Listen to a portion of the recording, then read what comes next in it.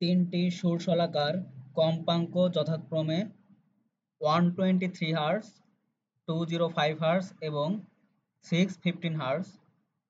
শলাকা তিনটি বায়ুতে যে শব্দ তরঙ্গ সৃষ্টি করে তাদের তরঙ্গদৈর্ঘ্যের অনুপাত কত? এটা ডিইউতে 2017-18 সেশনে আসা একটা এমসিকিউ। তো এটা সলিউশন দেখো, আমরা জানি তরঙ্গ বেগ ভি ইকুয়াল এফ ল্যামডা। তরঙ্গ বেগের সূত্র কি? V equal F lambda. এখানে ল্যামডার পরিচয় হলো তরঙ্গ দৈর্ঘ্য আর এফ এর পরিচয় হলো কম্পাঙ্ক। তো এইখানে তিনটা বিষয়, লক্ষণীয় বিষয়, খুবই গুরুত্বপূর্ণ। একটা হলো তিনটি সুরশলাকায় যদি বায়ু মাধ্যমে আছে, তিনটি সুরশলাকা যেহেতু বায়ু মাধ্যমে আছে তাই শব্দের বেগের পরিবর্তন হবে না। মানে কোনো নির্দিষ্ট মাধ্যমে শব্দের বেগ তো একটা নির্দিষ্টই হবে। এরপরে তিনটি ভিন্ন ভিন্ন শলাকা, এখানে শলাকা তিনটি আলাদা আলাদা শলাকা, তাই তাদের ফ্রিকোয়েন্সি ফ্রিকোয়েন্সি বা কম্পাঙ্ক ভিন্ন হবে। এরপরে হচ্ছে তিনটি আলাদা আলাদা শলাকা বা ফ্রিকোয়েন্সি আলাদা, তাই তাদের ওয়েভলেন্থ বা তরঙ্গ দৈর্ঘ্য কি হবে? ভিন্ন হবে। এখন প্রথম শলাকার কম্পাঙ্ক f1 ইকুয়াল হচ্ছে 123 হার্টজ, এটা দেওয়া আছে এবং তরঙ্গ দৈর্ঘ্যকে আমরা ধরে নিলাম ল্যামডা 1। দ্বিতীয় শলাকার কম্পাঙ্ক f2 ইকুয়াল দেওয়া আছে 205 হার্টজ এবং এটার তরঙ্গ দৈর্ঘ্যকে আমরা ধরে নিচ্ছি ল্যামডা 2। তৃতীয় শলাকার কম্পাঙ্ক f3 ইকুয়াল দেওয়া আছে 615 হার্টজ এবং এর তরঙ্গ দৈর্ঘ্যকে আমরা ধরে নিচ্ছি ল্যামডা 3। তো প্রথম শলাকার ক্ষেত্রে ভি ইকুয়াল, আমরা এই যে এই সূত্রটা প্রয়োগ করব, প্রথম শলাকার ক্ষেত্রে আমরা এই যে এই সূত্রটা প্রয়োগ করব। তাহলে ভি ইকুয়াল হবে এফ অন ল্যামডা 1। এখানে ভি ওয়ান কেন হইলো না? ভি ওয়ান না হওয়ার কারণ হচ্ছে এই যে মাধ্যম সেম, বায়ু মাধ্যম বলে দেওয়া আছে, বায়ু মাধ্যম, তাই ভি সবগুলোর ক্ষেত্রে সেম হবে। তাই মাধ্যম সেম, তাই ভি সবগুলোর ক্ষেত্রে, ভি মানে কি? শব্দের বেগ, সবগুলোর ক্ষেত্রে সেম হবে।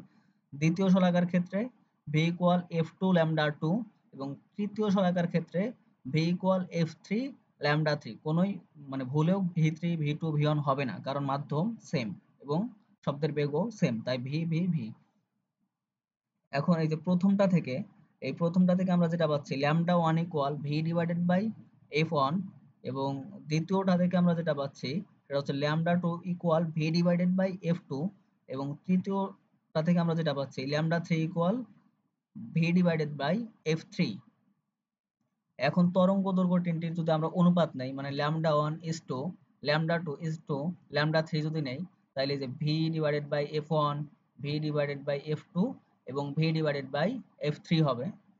তো দেখো, এই যে আমাদের যদি এরকম কিছু একটা থাকে এক্স ডিভাইডেড বাই এ, উপরেও এক্স, এক্স নিচে হচ্ছে বি, তারপরে হচ্ছে X divided by C, X divided by D, যদি অনুপাতগুলো এরকম যদি থাকে, লব যদি সেম থাকে, তাহলে লবটাকে তুলে দেওয়া যায়। তখন আমরা এই যে 1 ডিভাইডেড বাই এ নিতে পারবো, is to 1 divided by B, 1 divided by C, 1 divided by D নিতে পারি। তাই আমরা এই যে ভিটাকে তুলে দিচ্ছি, তাই থাকতেছে 1 divided by F 1, 1 divided by F 2 এবং 1 ডিভাইডেড বাই এফ 3 থাকতেছে।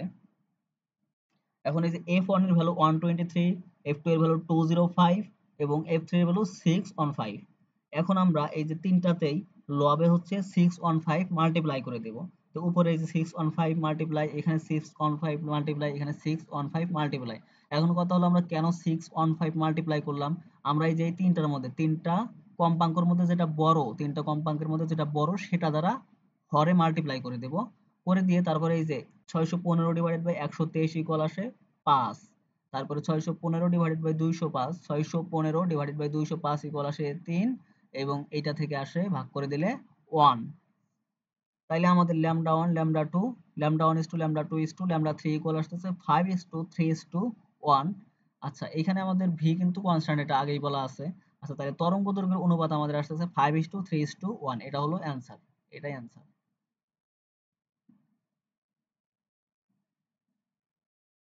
আচ্ছা, এইটা একটা শর্টকাটের মাধ্যমে করা যায়। এটা একটা শর্টকাট ব্যবহার করে করা যায় খুব সহজেই। তো শর্টকাটটা লক্ষ্য করো, মানে পরীক্ষা আসলে এই শর্টকাট দিয়েই করতে হবে, কারণ লং প্রসেসে করতে গেলে সময় লাগবে। এটা এমসিকিউ তে আসা ম্যাথ এবং আসে। একাধিক সুরশলাকার কম্পাঙ্ক দেওয়া আছে, তারা নির্দিষ্ট একটা মাধ্যমে যে শব্দ তরঙ্গ সৃষ্টি করে তাদের তরঙ্গ দৈর্ঘ্যের অনুপাত lambda 1 is to lambda 2 is to lambda 3 dash dash dash হলে lambda 1 is to lambda 2 is to lambda 3 equal আমরা লিখতে পারবো প্রথম সুরশলাকার কম্পাঙ্ক ইনভার্স 1 ডিভাইডেড বাই বড় কম্পাঙ্ক টু দি পাওয়ার মাইনাস 1। তারপরেরটা হচ্ছে দ্বিতীয় শোষণাকার কম্পাঙ্ক to the power minus one divided by বড় কম্পাঙ্ক to the power minus one. এরপরে লিখতে পারবো তৃতীয় শলাকার কম্পাঙ্ক to the power minus one, নিচে লিখতে পারবো বড় কম্পাঙ্ক to the power minus one. এটা হচ্ছে শর্টকাট। এটাকে আবার এভাবে লেখা যায়, এভাবে লিখলে সবচেয়ে ভালো হয়। এখানে লক্ষ্য করো, lambda one is to lambda two is to lambda three equal বড় কম্পাঙ্ক, এটা হচ্ছে বড় কম্পাঙ্ক, নিচে হচ্ছে প্রথমটির কম্পাঙ্ক, তারপরে ইস টু বড় কম্পাঙ্ক ডিভাইডেড বাই দ্বিতীয়টির কম্পাঙ্ক, তারপর হচ্ছে বড় কম্পাঙ্ক মানে কম্পাঙ্কগুলোর মধ্যে যেটা সবচেয়ে বড়, যেমন 615 বড় ছিল আগেরটায় ওইরকম, নিচে হচ্ছে তৃতীয়টির কম্পাঙ্ক। এই শর্টকাট দিয়ে আমরা করতে পারি। তো আমরা একটা প্র্যাকটিস করি শর্টকাট দিয়ে। তো এখানে কি বলা আছে, তিনটি সুর শলাকার কম্পাঙ্ক যথাক্রমে 105 হার্জ, 315 হার্জ এবং 525 হার্জ। শলাকা তিনটি বায়ুতে শব্দ সৃষ্টি করলে সৃষ্ট শব্দের তরঙ্গ দৈর্ঘ্যের অনুপাত কি হবে, সৃষ্ট শব্দের তরঙ্গ দৈর্ঘ্যের অনুপাত কি হবে। তো আমাদের এই যে ফ্রিকোয়েন্সি f1 প্রথম শলাকার 105 hertz, f2 equal 315 hertz, f3 equal 525 hertz. দেখো এই যে এইটা কিন্তু বড়, সবার বড় কিন্তু এই যে এইটা, এটা আমরা মেইন প্রসেসে করব না, এটা আমরা শর্টকাট প্রসেসে করব। তো lambda one is to lambda two is to lambda three equal কি লিখতে পারি, আমরা এই যে ইনভার্স, এই যে এটা না লিখলেও চলবে, এই লাইনটা না লিখলেও চলবে, আমরা সরাসরি এখানে চলে যাই। এই যে বড় ডিভাইডেড বাই এফ ওয়ান, বড় ডিভাইডেড বাই এফ টু, বড় ডিভাইডেড বাই এফ থ্রি। তো বড় কি ছিল 525 হার্টজ, বড় ছিল 525 hertz, divided by F one কত ছিল 105, তারপরে বড় কত ছিল 525 হার্টজ, এফ টু ছিল 315, বড় ছিল 525 হার্টজ এবং এফ থ্রি ছিল 525। তো আমরা এটাকে নরমালি ভাগ করে দিলে 15 আসে, এটা নরমালি ভাগ করলে, এটা নরমালি ভাগ করলে আসে 5 আর এখানে আসে 3। তার মানে lambda 1 is to lambda 2 is to lambda 3 equal 15 is to 5 is to 3। এটা হচ্ছে আমাদের অ্যান্সার। তো আমরা এটা এমসিকিউ আসে প্রায় ভার্সিটি ভর্তি পরীক্ষায়, এটা এমসিকিউ তে আসে এবং আমরা সেখানে এই শর্টকাট ব্যবহার করেই করব। আমাদের এই যে এই লাইনটা মনে রাখলেই হবে, এই লাইনটা মনে রাখলেই হবে।